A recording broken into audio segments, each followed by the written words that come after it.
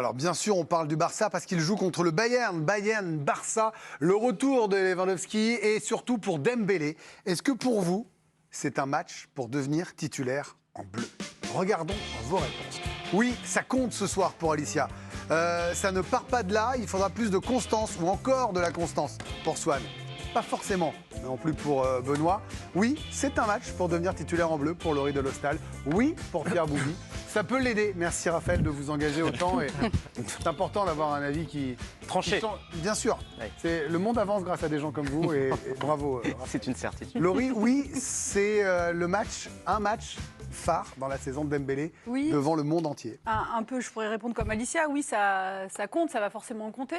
Il montre qu'il est très en forme pour l'instant en début de saison, mais on a toujours forcément quelques doutes le concernant. Donc s'il venait à confirmer ce soir son super début de saison, ça serait un signe, évidemment, de briller en Ligue des Champions, de briller face au Bayern. Ça serait un nouveau signal envoyé à Didier Deschamps. Donc oui, je ne pense pas qu'on puisse dire que ça ne va pas compter. Et j'espère qu'il va briller ce soir aux côtés de Lewandowski. On peut rappeler son début de saison qui est intéressant, très intéressant avec cette équipe du FC Barcelone. Ses 2 buts, ses 4 passes décisives en 6 matchs, toutes compétitions confondues. Il est impliqué sur 30% des buts du Barça depuis le début de la saison, Ousmane Dembélé. Et puis, il ne se blesse plus et c'est ça qui aussi nous font être optimistes. 251 jours, le nombre consécutif sans blessure pour Ousmane Dembélé qui a disputé sur l'année civile 30 matchs, donc sur l'année civile 2022. Et puis cette statistique qu'on voulait vous montrer aussi sur l'année civile depuis le mois de janvier, c'est 15 passes décisives. C'est le 3e meilleur passeur en Europe derrière un certain Kevin De Bruyne et un certain Lionel Messi. Alors avant de vous écouter, Alicia, on a dressé avec vous les points clés de la rédemption, du retour au très haut niveau d'Ousmane Dembélé. Il y a plusieurs explications possibles. Déjà, il y a la confiance aveugle de Xavi. Vous l'avez écouté à l'instant, Xavi qui a toujours cru en lui dès son arrivée. Il arrive au Barça en novembre dernier et il a toujours soutenu le Français, même quand tout le monde était contre lui. Les dirigeants catalans qui voulaient le faire partir, qui voulaient même le chasser du Barça, les supporters qui le sifflaient. Xavi, lui, l'a toujours soutenu et voulait qu'il prolonge coûte que coûte. Mi-juillet, l'annonce de sa prolongation, ça aussi, ça a dû lui faire beaucoup de bien, ça a dû le libérer. Il y avait des mois et des mois de feuilletons, de désaccords, multiples réunions entre ses représentants et les dirigeants. On parlait de divorce, de rupture, d'impasse. Ousmane Dembélé trouve enfin un accord et prolonge de 2 ans. Un accord qui a dû, donc, on l'a dit, lui faire beaucoup de bien. D'ailleurs, fin juillet, les effets bénéfiques s'en ressentent déjà. Il occupe une nouvelle place dans le vestiaire, nous explique Mundo Deportivo.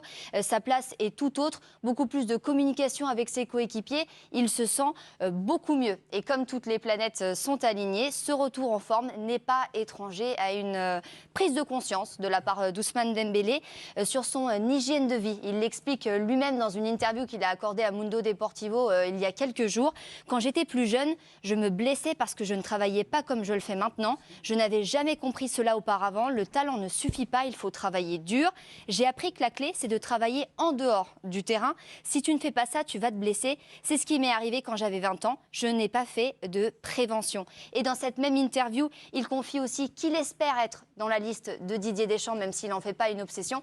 On rappelle que son dernier match avec les Bleus date du 19 juin 2021 et c'était face à la Hongrie. Merci Alicia. Alors Benoît Tremoulinas, vous connaissez bien évidemment la préparation d'avant de retrouver les Bleus, voilà, avant compétition, ce genre de choses. C'est étonnant ce qu'il dit, j'allais dire, une maturité. Finalement, il est encore très jeune, mais on a le sentiment que depuis ce feuilleton qui aurait pu durer, qui aurait peut-être pu l'abîmer, il est autre. Voilà, il est un autre joueur, il est quelqu'un qui a compris les exigences du très très haut niveau. Oui, il a compris. Je pense qu'il a quand même compris depuis même pas mal d'années. Il a eu beaucoup de blessures. Mais il a été moqué aussi. Hein. Oui, mais je pense que c'était important pour tout le monde qu'il le dise. J'ai l'impression qu'il y avait beaucoup de gens qui attendaient... C'est vrai. Qui parle et qui l'explique. J'ai compris, je fais attention sur mon hygiène de vie. Peut-être qu'il avait déjà pris conscience depuis 1 ou 2 ans. Hein. Mais l'affirmer, dire je le fais. Mais de le dire devant tout le monde, ça peut conforter aussi des idées pour les entraîneurs, pour les clubs, évidemment pour le sélectionneur. Et effectivement, c'est un tout nouveau Dembélé, on le voit cette année, à l'image de sa passe D face à Pilsen.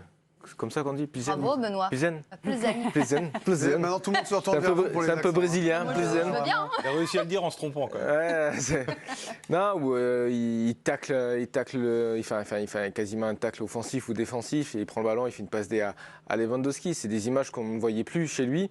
On le voyait vraiment sur le côté offensif, mais là, on voit qu'il veut à la récupération récupérer très vite le ballon et envoyer une galette pour Lewandowski et ça fait but derrière. Ensuite, concernant le match de ce soir, pas forcément. Je ne vais pas attendre à Ousmane Dembélé un super match, même s'il a fait un bon match. Un peu quand même. Non, mais même s'il fait un bon match, que le Barça gagne, c'est très bien pour Didier Deschamps. Je pense que lui, il veut être conforté dans l'idée qu'il soit régulier. C'est là où je rejoins Swan. On n'avait pas encore parlé, vous êtes remarquable. Sur une ardoise, vous mettez tout le monde d'accord. Non, mais on sait qu'il est... faut pas l'oublier. Hein. On sait qu'il est capable de coups d'éclat, Ousmane Dembélé. On l'a vu depuis quelques années. Nous, ce qu'on cherche aujourd'hui, c'est de la régularité. Je pense que le sélectionneur aussi. Alors, on va écouter justement le sélectionneur. Belle passe décisive de Bruno Tremolina. C'était en mai dernier. Il justifiait la non-sélection d'Ousmane Dembélé. Après, c'est une question, de concurrence, bien évidemment. Ousmane, je le connais, et d'utilisation dans un système. C'est vrai que lui, il est habitué à jouer comme un milieu excentré offensif, gauche-droite.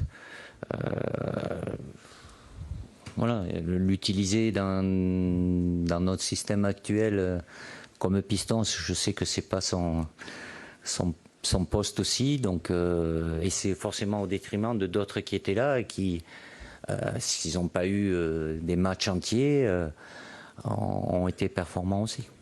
Alors Didier Deschamps, il évoque la concurrence en équipe de France. Alors il y a les indiscutables, on ne les a pas mis dans la liste, Benzema, Griezmann et Mbappé. Alors c'est ceux-là qui doit aller chercher s'il veut devenir titulaire. Après, pour le reste, ces véritables concurrents dans une première étape, c'est les Kingsley Coman, c'est les Moussa Diaby, les Christopher Nkunku, ou voire même Olivier Giroud, parce qu'aujourd'hui, dans le système de l'équipe de France, les 3 attaquants évoluent dans l'axe. Après, Swan, on a du mal à imaginer qu'un Dembélé à un tel niveau depuis la rentrée, à qui Deschamps a souvent fait confiance, on se rappelle à la dernière Coupe du Monde, il l'avait mis titulaire avant de revenir, mais il le gardait, il l'a toujours apprécié, c'est pas nouveau, puisse se passer de lui, et il va regarder, j'imagine, Didier Deschamps un match comme ce soir, et se dire, s'il met 2 buts et 2 passes, il va jouer. Il est dans mon 11. Alors, par rapport à ce soir, je pense que ni pour Deschamps, ni pour qui que ce soit autour de la table, qui que ce soit doute que Ousmane Dembélé est capable de faire un gros match ce soir. Je pense que Ousmane Dembélé est capable de faire un gros match et de faire une passe décisive, un but contre n'importe quelle équipe du monde. Mais c'est pas ça qui va faire qu'il va être titulaire en bleu pour la bonne et simple raison que le souci, c'est que jusqu'ici, dans un passé plutôt proche, avant l'année dernière, il était capable de faire ça ce week-end et le week-end d'après, cette semaine et le week-end d'après contre Almeria, être hors du match. Par rapport à sa titularisation, je pense que Raphaël l'a dit, il y a une question de système déjà. C'est que pour moi, avec les blessures des Bleus, va se poser la question de est-ce que Deschamps va oser repasser à 4 derrière et du coup à 3 devant dans un système où Dembélé il sera certainement plus à son aise, donc sur un côté. Et après, je crois aussi qu'il faut être honnête, dans la liste qui a été dressée par Raphaël aussi, Coman et Nkunku sont des candidats sérieux. Le reste, Dembélé en grande forme, il est largement au-dessus.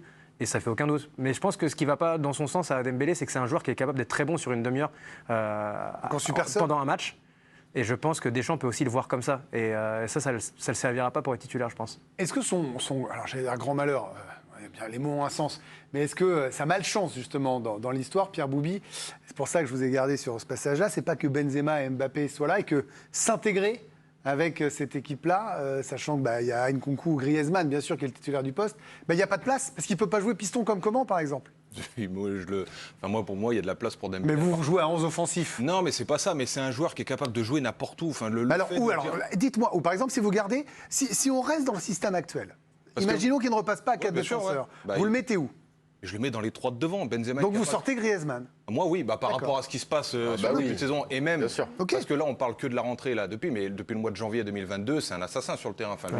Il dribble tout le monde, il fait ce qu'il veut et à chaque fois qu'il est dans des bonnes dispositions physiques, il n'y a même pas de doute sur le fait qu'il joue et il est tout le temps décisif. C'est un joueur, c'est l'un des seuls joueurs capables avec Mbappé en équipe de France de changer le match à lui tout seul. Et ça, c'est une perle. Benzema, un peu quand même. Non, mais Benzema, c'est avec l'association des gens par rapport à son mouvement, par rapport à sa déviation. Coman peut. Coman peut, mais il est plus en mode piston. Ouais. Et il est très bon dans ce domaine. Moi, je trouve que. Donc vous jouez avec Coman, Dembélé Benzema, Mbappé. Devant, moi, je garde le même système Oui, et je joue que avec. vous mettez comment à droite et vous mettez Dembélé, Benzema, Mbappé devant. C'est-à-dire qu'il n'y a plus de vrai numéro 10, ou en tout cas un peu en retrait des deux. Il peut jouer numéro 10, c'est un joueur qui se retourne à une vitesse phénoménale et qui a une première touche de balle qui est dingue. Enfin, je veux dire, moi, c'est... Et en plus, je trouve qu'il a énormément progressé dans la justesse de son jeu.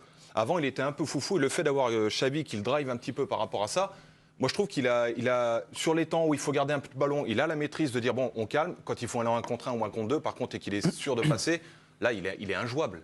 Il est injouable. Pour moi, ce serait une erreur de se passer d'un Dembélé depuis de janvier 2022 au niveau où il est. Un Bayern-Barça, Laurie Delostel. Alors bien sûr, on a l'OM qu'on va regarder ce soir. Oui, là, ça va être. On va en parler. Mais il y aura un deuxième écran, non? Oui, voire 3, parce qu'on a envie un peu de voir ce que va faire Liverpool aussi. Donc, ah oui, alors, oui, à un moment, on peut pas. Moi, j'ai pas les yeux qui partent comme un caméléon. Je sais maîtriser pas, les choses. Hein. On va faire un choix, mais évidemment, c'est évidemment ultra excitant. Vous savez, normalement, c'est pas l'heure du prono, mais on peut s'amuser un peu. Là, non, soufflez pas, c'est le principe de l'émission. Et attention, dur, je peux vous mettre un pff, comme je l'ai mis à Pierre Boubi l'autre fois, vous le savez. Hein. Donnez-moi un petit prono sur ce Bayern-Barça. C'était pas prévu. On fait un petit tour de table comme ça, à la voix, Alicia, un petit Bayern-Barça ce soir. Ça donne quoi? Eh oui, pas simple, mais bon. Et après, on joue, promis.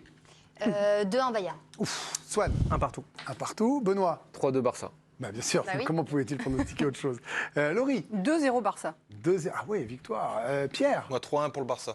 Et 2 buts partout. Merci, Raphaël. Pourquoi choisir un gagnant? Et des buts, 4 buts, c'est une belle moyenne. C'est une très belle. Il donne même des stats sur son propre prono. C'est au-dessus des étoiles, mesdames et messieurs. C'est Raphaël Sebaoui.